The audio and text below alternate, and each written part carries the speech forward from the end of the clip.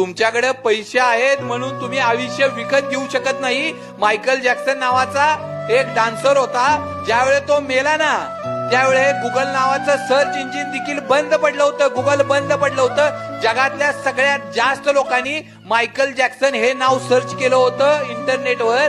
त्यांनी विचार केला होता मला 150 वर्ष जगायचंय, जगला फक्त 60 वर्ष.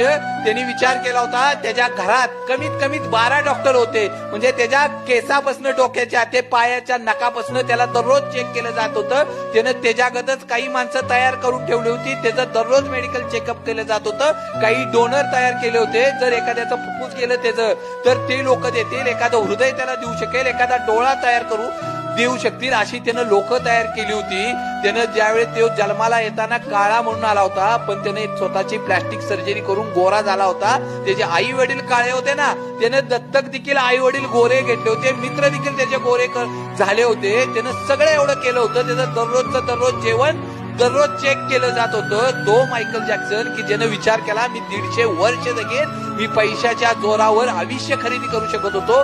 तो मायकल जॅक्सन घरात 12-15 डॉक्टर असताना देखील मृत्यू त्याला वाचवू शकला नाही. वयाच्या 60व्या वर्षी त्याचं निधन झालं.